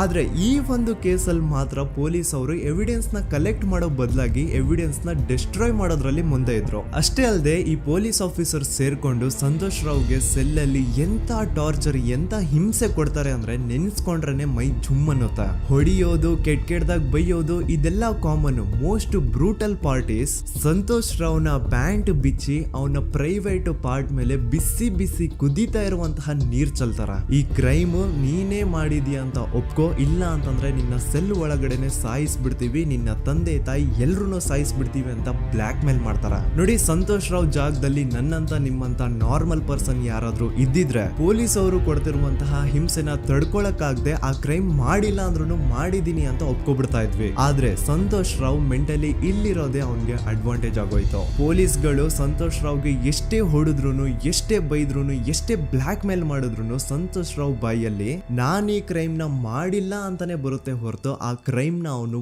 ಒಪ್ಕೊಳ್ಳೋದೇ ಇಲ್ಲ. ದೆನ್ ಕೋರ್ಟ್ ಟ್ರಯಲ್ಸ್ ಸ್ಟಾರ್ಟ್ ಆಗುತ್ತೆ. ಈ ಕ್ರೈಮ್ ನ ಸಂತೋಷೇ ಮಾಡಿದಾನೆ ಅಂತ ಸೌಜನ್ಯ ಕಡೆಯ ಲಾಯರ್ ವಾದ ಮಾಡ್ತಾನೆ. ಅದಕ್ಕೆ ಆಪೋಸಿಟ್ ಆಗಿ ಸಂತೋಷ್ ರಾವ್ ಕಡೆಯಿಂದ ಒಬ್ರು ಲಾಯರ್ ಇಲ್ಲ, ಸಂತೋಷ್ ರಾವ್ ಈ ಕ್ರೈಮ್ ನ ಮಾಡ್ಲಿಕ್ಕೆ ಸಾಧ್ಯನೇ ಇಲ್ಲ ಅಂತ ವಾದ ಮಾಡ್ತಿರ್ತಾರೆ. ಅಂಡ್ ಕೋರ್ಟ್ ಇಂದ ಆಚೆಗಡೆ ಸಂತೋಷ್ ರಾವ್ ನ ಅಗೇನ್ಸ್ಟ್ ಸ್ಟೂಡೆಂಟ್ಸ್ ಪ್ರೊಟೆಸ್ಟ್ ನಡೆಯುತ್ತೆ, ಪಬ್ಲಿಕ್ ಪ್ರೊಟೆಸ್ಟ್ ನಡೆಯುತ್ತೆ. ಅರೆಸ್ಟ್ ಆಗಿರುವಂತಹ ಸಂತೋಷ್ ರಾವ್ಗೆ ಗಲ್ಲಿಗೇರಿಸ್ರಿ ಅಂತ ಅವ್ರು ಡಿಮ್ಯಾಂಡ್ ಮಾಡ್ತಿರ್ತಾರೆ. ಸೊ ಹೀಗೆ ಒಂದು 2-3 ವರ್ಷ ಕಳೆದು ಹೋಗುತ್ತೆ. ನಂತರ ಒಂದು ಕೋರ್ಟ್ ಟ್ರಯಲ್ ಅಲ್ಲಿ ಸಂತೋಷ್ ರಾವ್ ಪರವಾಗಿ ಹೋರಾಡ್ತಿದ್ದಂತಹ ಲಾಯರ್ ಯಾಕೆ ಈ ಕೇಸ್ ಅಲ್ಲಿ ಸಂತೋಷ್ ಆರೋಪಿ ಅಲ್ಲ ಅಂತ ಪ್ರೂವ್ ಮಾಡ್ಲಿಕ್ಕೆ ಕೆಲವೊಂದು ಪಾಯಿಂಟ್ಸ್ ನ ಮುಂದೆ ಇಡ್ತಾರೆ. ಅದೇನಂತಂದ್ರೆ, ಮೊದಲನೇದಾಗಿ ಸಂತೋಷ್ ರಾವ್ ಈ ಕ್ರೈಮ್ ನ ಮಾಡಿದಾನೆ ಅಂತ ಒಬ್ರು ಒಂದು ಐ ವಿಟ್ನೆಸ್ ಇರಲ್ಲ. ಇನ್ನೊಂದೇನು ಅಂತಂದ್ರೆ, ಯಾವೊಂದು ಕಂಡೀಷನ್ ಅಲ್ಲಿ, ಯಾವೊಂದು ಬ್ರೂಟಲ್ ಕಂಡೀಷನ್ ಅಲ್ಲಿ ಸೌಜನ್ಯನ ಬಾಡಿ ಸಿಕ್ಕಿತ್ತೋ ಅದನ್ನ ಗಮನದಲ್ಲಿಟ್ಕೊಂಡು ಸ್ವಲ್ಪ ಪ್ರಾಕ್ಟಿಕಲ್ ಆಗಿ ಥಿಂಕ್ ಮಾಡಿದ್ರೆ ಆ ಒಂದು ಭೀಕರ ಕ್ರೈಮ್ ನ ಒಬ್ನೇ ಮಾಡ್ಲಿಕ್ಕೆ ಸಾಧ್ಯನೇ ಇಲ್ಲ. ಇನ್ನೊಂದು ಪಾಯಿಂಟ್ ಏನು ಅಂತಂದ್ರೆ, ಸೌಜನ್ಯನ ಇಂದ ಪೊಲೀಸ್ ಅವ್ರಿಗೆ ಯಾವುದೇ ಸ್ಪರ್ಮ್ ಸ್ಯಾಂಪಲ್ ಸಿಗ್ಬಾರ್ದು ಅಂತ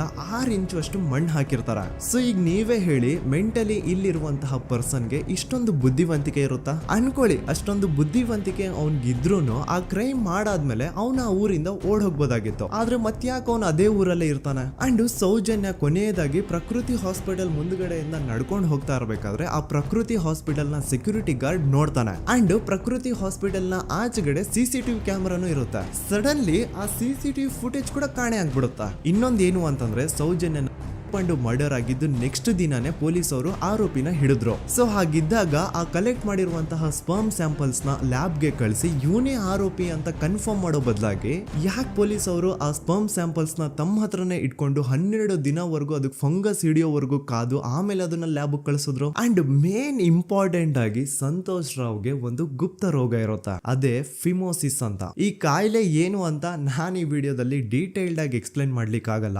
ಜಸ್ಟ್ ತಿಳ್ಕೊಳ್ಳಿ, ಈ ಒಂದು ಕಾಯಿಲೆ ಇರೋರು ಇಂಟಿಮಸಿ ಮಾಡ್ಲಿಕ್ಕೆ ಆಗಲ್ಲ. ಇನ್ ಕೇಸ್ ಮಾಡಿದ್ರು ಅವರು ಸುಖ ಅಲ್ಲ ನರಕ ಕಾಣ್ತಾರ.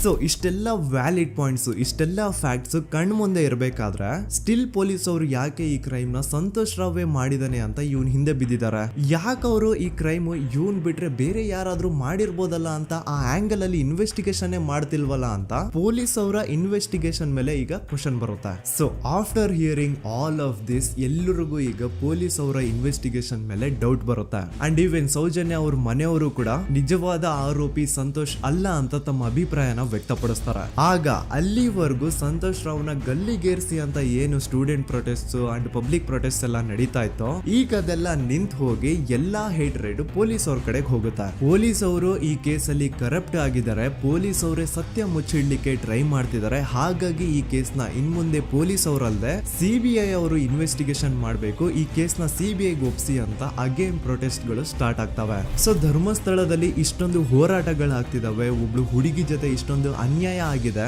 ಆದ್ರೂ ಸಹ ಧರ್ಮಾಧಿಕಾರಿ ಏನು ಮಾತೇ ಆಡ್ತಿಲ್ವಲ್ಲ ಈ ಹುಡುಗಿ ಬಗ್ಗೆ ಅಂತ ಜನರು ಪ್ರಶ್ನೆ ಮಾಡಿದಾಗ ಆಗ ಧರ್ಮಾಧಿಕಾರಿನೂ ಜನರು ಮುಂದೆ ಬಂದ್ಬಿಟ್ಟು ಈ ಕೇಸ್ನ ಸಿಬಿಐ ಒಪ್ಸಿ ಅಂತ ಹೋರಾಟ ಮಾಡ್ತಾರ. ನಂತರ ಈ ಒಂದು ಕೇಸು ಪೊಲೀಸ್ ಅವರಿಂದ ಸಿಬಿಐ ಕೈಗೆ ಹೋಗುತ್ತೆ. ಸಿಬಿಐ ಕೈಗೆ ಹೋಗಿದ ತಕ್ಷಣ ಇಲ್ಲೇನು ಸತ್ಯ ಹೊರಗೆ ಬಂದಿಲ್ಲ. ಆ ಸಿಬಿಐ ಅವರು 3-4 ವರ್ಷ ಟೈಮ್ ತಗೊಂಡು ಮತ್ತೆ ಈ ಒಂದು ಕೇಸ್ನ ರೀ ಇನ್ವೆಸ್ಟಿಗೇಷನ್ ಮಾಡ್ತಾರ. ಆದ್ರೆ ಅಲ್ಲೇನು ಇನ್ವೆಸ್ಟಿಗೇಷನ್ ಮಾಡ್ಲಿಕ್ಕೆ ಉಳ್ದೇ ಇರಲ್ಲ. ಆ ಪೊಲೀಸ್ ಅವರು ಅವ್ರ ಕೈಯಲ್ಲಿ ಈ ಕೇಸು ಇದ್ದಷ್ಟು ದಿನ ಎಷ್ಟಾಗುತ್ತೋ ಅಷ್ಟು ಎವಿಡೆನ್ಸ್ ನ ಡಿಸ್ಟ್ರಾಯ್ ಮಾಡ್ಬಿಟ್ಟಿರ್ತಾರ. ಸೊ ಹಾಗಾಗಿ ಅಲ್ಲಿ ಸಿಬಿಐ ಅವ್ರಿಗೆ ಇನ್ವೆಸ್ಟಿಗೇಷನ್ ಮಾಡ್ಲಿಕ್ಕೆ ಏನ್ ಉಳ್ದೇ ಇರಲ್ಲ. ಆದ್ರೂ ಸ್ಟಿಲ್ ಅವರು 3-4 ಇಯರ್ಸ್ ಟೈಮ್ ತಗೊಂಡು ನಂತರ ಫೈನಲಿ ಒಂದು ರಿಪೋರ್ಟ್ ನ ಕೋರ್ಟ್ ಗೆ ಸಬ್ಮಿಟ್ ಮಾಡ್ತಾರ. ಅಂಡ್ ಸಿಬಿಐ ಅವರು ಕೋರ್ಟ್ ಗೆ ಸಬ್ಮಿಟ್ ಮಾಡಿರುವಂತಹ ಆ ಒಂದು ರಿಪೋರ್ಟ್ ಅಲ್ಲಿ ಏನಿತ್ತು ಅಂದ್ರೆ ಸಿಬಿಐ ಇನ್ವೆಸ್ಟಿಗೇಷನ್ ಕನ್ಫರ್ಮ್ಸ್ ದಟ್ ಈ ಒಂದು ಕ್ರೈಮ್ ನ ಸಂತೋಷ್ ರಾವ್ ಮಾಡಿದಾನೆ ಅಂತ.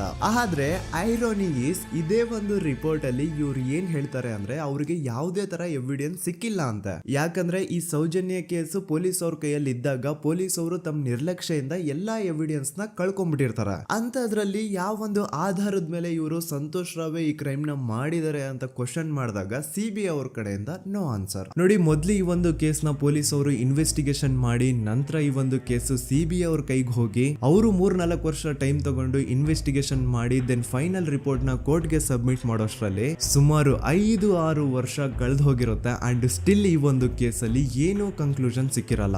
ಎವ್ರಿ ಇಯರ್ ಸೌಜನ್ಯನ ಬರ್ತ್ಡೇ ಇದ್ದಾಗ ಅಥವಾ ತಿಥಿ ಇದ್ದಾಗ ಅವಳನ್ನ ನೆನೆಸ್ಕೊಂಡು ಅವಳ ಹೆಸರಲ್ಲಿ public protest and student protest ನಡೀತಾನೆ ಇರ್ತವೆ. ಸೊ ಒಂದು ದಿನ ಈ ಒಂದು ಪ್ರೊಟೆಸ್ಟ್ ಗಳ ನ್ಯೂಸ್ ಗಿರೀಶ್ ಮುಟ್ಟಣ್ಣನವರ ಗಮನಕ್ಕೆ ಬರುತ್ತೆ.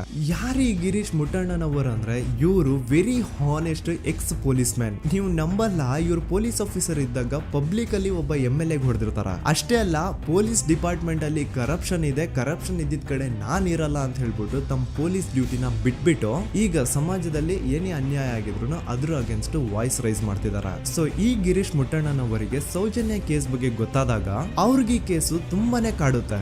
ಅಲ್ಲ, ಇಷ್ಟೊಂದು ವರ್ಷಗಳಾಗೋಯ್ತು ಆ ಹುಡುಗಿ ಜೊತೆ ಅನ್ಯಾಯ ಆಗಿ, ಸ್ಟಿಲ್ ಈ ಒಂದು ಕೇಸ್ ನ ಕನ್ಕ್ಲೂಷನ್ ಸಿಕ್ತಿಲ್ವಲ್ಲ, ಏನ್ ನಡೀತಿದೆ ಧರ್ಮಸ್ಥಳದಲ್ಲಿ ಅರ್ಥ ಆಗ್ತಿಲ್ವಲ್ಲ ಅಂತ ಈ ಗಿರೀಶ್ ಅವರು ತಮ್ಮ ಹಳೆ ಪೊಲೀಸ್ ಕಾಂಟ್ಯಾಕ್ಟ್ಸ್ ನ ಯೂಸ್ ಮಾಡ್ಕೊಂಡು ಆ ಸೌಜನ್ಯ ಕೇಸ್ ಫೈಲ್ ನ ಒಂದು ಕಾಪಿನ ತಮ್ಮ ಹತ್ರ ತರಿಸ್ಕೋತಾರ. ಆ ಒಂದು ಕೇಸ್ ಫೈಲ್ ಅಲ್ಲಿ ಸೌಜನ್ಯ ಬಗ್ಗೆ ಅಷ್ಟೇ ಅಲ್ಲದೆ ಸಂತೋಷ್ ರಾವ್ ಬಗ್ಗೆನೂ ಇನ್ಫಾರ್ಮೇಶನ್ ಇರುತ್ತೆ. ಅಂಡ್ ಗಿರೀಶ್ ಅವರು ಸಂತೋಷ್ ಬಗ್ಗೆ ಇರುವಂತಹ ಇನ್ಫಾರ್ಮೇಶನ್ ನೋಡ್ತಾ ಇರ್ಬೇಕಾದ್ರೆ ಅವರು ಒಂದು ವಿಷಯನ ನೋಟಿಸ್ ಮಾಡ್ತಾರ. ಅದೇನಂತಂದ್ರೆ ಪೊಲೀಸ್ ಅವರು ಸಂತೋಷ್ ರಾವ್ನ ಬರೀ ಸೌಜನ್ಯ ಕೇಸಲ್ಲಿ ಒಂದೇ ಫಿಟ್ ಮಾಡಿರಲ್ಲ, ಸೌಜನ್ಯ ಸಾಯೋಕ್ಕಿಂತ 20 ದಿನ ಹಿಂದೆ ಧರ್ಮಸ್ಥಳದಲ್ಲೇ ನಡೆದಿರುವಂತಹ ಒಂದು ಕ್ರೈಮ್ ಅಲ್ಲಿನೂ ಸಹ ಸಂತೋಷ್ ರಾವ್ ಆರೋಪಿ ಅಂತ ಮೆನ್ಷನ್ ಮಾಡಿರ್ತಾರ. ಸೊ ಸೌಜನ್ಯ ಕೇಸ್ ಬಿಟ್ಟು ಆ ಇನ್ನೊಂದು ಕೇಸ್ ಯಾವುದು, ಅದಕ್ಕೂ ಸಂತೋಷ್ಗೂ ಏನ್ ಸಂಬಂಧ, ಅದ್ರಲ್ಲಿ ಯಾಕೆ ಸಂತೋಷ್ನ ಪೊಲೀಸ್ ಅವರು ಫಿಟ್ ಮಾಡಿದ್ರು ಅಂತ ಪ್ರತಿಯೊಂದು ಹೇಳ್ತೀನಿ. ಆದ್ರೆ ನಾನಿಲ್ಲಿ ಯಾರ್ದು ರಿಯಲ್ ನೇಮ್ಸ್ ನ ಬಳಸಲ್ಲ. ಯಾಕಂದ್ರೆ ಮುಂದೆ ಕೇಸಲ್ಲಿ ತುಂಬಾ ದೊಡ್ಡ ಪವರ್ಫುಲ್ ವ್ಯಕ್ತಿಗಳ ಹೆಸರುಗಳು ಬರ್ತವೆ. ಅಂಡ್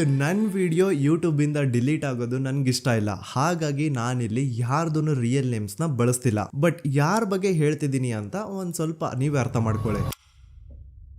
ನೋಡಿ, ಧರ್ಮಸ್ಥಳದಲ್ಲಿ ಮಾಫಿಯಾ ಕೈಂಡ್ ಆಫ್ ನಡೆಸ್ತಿರುವಂತಹ ಒಂದು ವೆರಿ ಪವರ್ಫುಲ್ ಗೌಡ್ರು ಕುಟುಂಬ ಇದೆ. ಇವ್ರ ಹತ್ರ ಬೇಜನ್ ಆಸ್ತಿ, ಬೇಜನ್ ದುಡ್ಡು, ಬೇಜನ್ ಪವರ್, ಬೇಜನ್ ಇನ್ಫ್ಲೂಯೆನ್ಸ್ ಎಲ್ಲಾನು ಇದೆ. ಆ ಊರಲ್ಲಿ ಈ ಗೌಡ್ರು ಕುಟುಂಬದ್ದು ಎಷ್ಟೊಂದು ಕಂಟ್ರೋಲ್ ಇದೆ ಅಂತಂದ್ರೆ ಅವ್ರನ್ನ ಎದುರು ಹಾಕೊಳ್ಳೋರೆ ಯಾರು ಇಲ್ಲ. ಅಂಡ್ ಈ ಒಂದು ಗೌಡ್ರು ಕುಟುಂಬ ಒಂದು ಪ್ರೈವೇಟ್ ಟ್ರಸ್ಟ್ ಹೆಸರಲ್ಲಿ ಒಂದು ವೆರಿ ಪಾಪ್ಯುಲರ್ ದೇವಸ್ಥಾನನ ಸುಮಾರು ವರ್ಷಗಳಿಂದ ತಲೆ ಮಾರುಗಳಿಂದನೂ ನಡ್ಸ್ಕೊಂಡ್ ಬಂದಿರ್ತಾರ. ಅದೇ ಒಂದು ದೇವಸ್ಥಾನದಲ್ಲಿ 60 ವರ್ಷ ವಯಸ್ಸಾಗಿರುವಂತಹ ನಾರಾಯಣ ಅನ್ನೋ ಒಬ್ಬ ವ್ಯಕ್ತಿ ಮಾವುತನಾಗಿ ಕೆಲಸ ಮಾಡ್ತಿರ್ತಾನೆ. ನಾರಾಯಣ ಅವ್ರ ತಂದೆನೂ ಅದೇ ದೇವಸ್ಥಾನದಲ್ಲಿ ಮಾವುತಾಗಿ ಕೆಲಸ ಮಾಡ್ತಾ ಇದ್ರು, ಅವ್ರ ತಂದೆನೂ ಅದೇ ದೇವಸ್ಥಾನದಲ್ಲಿ ಮಾವುತಾಗಿ ಕೆಲಸ ಮಾಡ್ತಾ ಇದ್ರು. ಸೊ ಹೀಗೆ ತಲೆ ಮಾರುಗಳಿಂದ ಮಾವುತಾಗಿನೇ ನಾರಾಯಣನ ಕುಟುಂಬ ಆ ಒಂದು ದೇವಸ್ಥಾನದಲ್ಲಿ ಕೆಲಸ ಮಾಡ್ತಾ ಇರುತ್ತೆ. ಸೊ ಒಮ್ಮೆ ತುಂಬಾ ವರ್ಷಗಳ ಹಿಂದೆ ನಾರಾಯಣ ಅವ್ರ ತಂದೆ ಆ ದೇವಸ್ಥಾನದಲ್ಲಿ ಮಾವುತಾಗಿ ಕೆಲಸ ಮಾಡ್ತಾ ಇರ್ಬೇಕಾದ್ರೆ ಆಗಿನ ದೇವಸ್ಥಾನದ ಧರ್ಮಾಧಿಕಾರಿ ಆ ಮಾವುತನ ಕೆಲ್ಸದ ಮೇಲೆ ಇರುವಂತಹ ನಿಷ್ಠೆ, ಅವನ ನಿಯತ್ತು ಅಂಡ್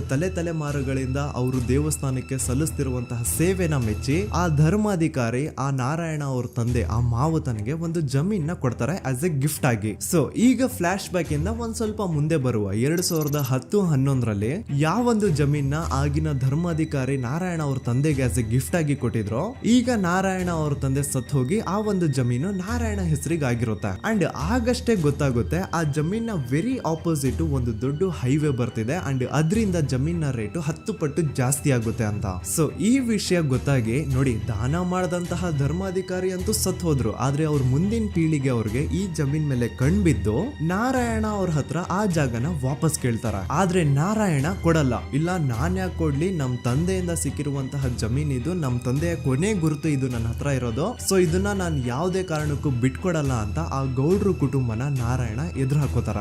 ಆಗ ಗೌಡ್ರು ಕುಟುಂಬದವ್ರಿಗೆ ಕೋಪ ಬಂದು ಅವ್ರೇನ್ ಮಾಡ್ತಾರೆ ಅಂದ್ರೆ ನಾರಾಯಣ ಮನೆಗೆ ನೀರಿನ ಸಪ್ಲೈ ಇರುತ್ತಲ್ವಾ ಅದನ್ನ ಬಂದ್ ಮಾಡ್ತಾರ, ಎಲೆಕ್ಟ್ರಿಸಿಟಿ ಸಪ್ಲೈನು ಕಟ್ ಆಫ್ ಮಾಡ್ತಾರ, ಊರಲ್ಲಿರುವಂತಹ ಎಲ್ಲಾ ಚರಂಡಿಗಳನ್ನ ಕ್ಲೀನ್ ಮಾಡಿ ಆ ಕಸ ಏನಿರುತ್ತೋ ಅದನ್ನ ತಂದು ನಾರಾಯಣ ಮನೆ ಮುಂದೆ ಹಾಕ್ತಾರ. ಇಷ್ಟೇ ಅಲ್ಲ, ನಾರಾಯಣ ಅವ್ರ ಹೆಂಡತಿ ಮಕ್ಕಳು ಎಲ್ಲಾದ್ರೂ ಆಚೆ ಹೋಗ್ತಾ ಬರ್ತಾ ಇದ್ರೆ ಅವ್ರನ್ನ ಕೆಟ್ಟದಾಗ ಬೈಯೋದು, ಹೊಡ್ಕೊಳ್ಳೋದು, ಬಡ್ಕೊಳ್ಳೋದೆಲ್ಲ ಮಾಡ್ತಿರ್ತಾರ. ಇಷ್ಟೆಲ್ಲ ಆಗ್ತಾ ಇದ್ರು ಸ್ಟಿಲ್ ನಾರಾಯಣ ಮಾತ್ರ ಆ ಜಾಗನ ಬಿಟ್ಕೊಡಲ್ಲ. ಆ ಜಾಗದ್ಗೋಸ್ಕರ ನೀನ್ ಬೇಕಿದ್ರೆ ಇದನ್ನೆಲ್ಲ ಸಹಿಸ್ಕೊಂಡಿರಪ್ಪ, ನಮ್ ಕೈಲಂತೂ ಆಗಲ್ಲ ಅಂತ ನಾರಾಯಣನ ಹೆಂಡತಿ ಮಕ್ಕಳು ಅವನ್ನ ಬಿಟ್ಟು ಬೇರೆ ಊರಿಗೆ ಹೋಗ್ಬಿಡ್ತಾರ. ಈಗ ಮನೆಯಲ್ಲಿ ನಾರಾಯಣ ಅಂಡ್ 45 ವರ್ಷ ವಯಸ್ಸಿರುವಂತಹ ನಾರಾಯಣ ಅವ್ರ ತಂಗಿ ಯಮುನಾ ಅವ್ರು ಮಾತ್ರ ಇಬ್ರೇ ಇರ್ತಾ ಇದ್ರು.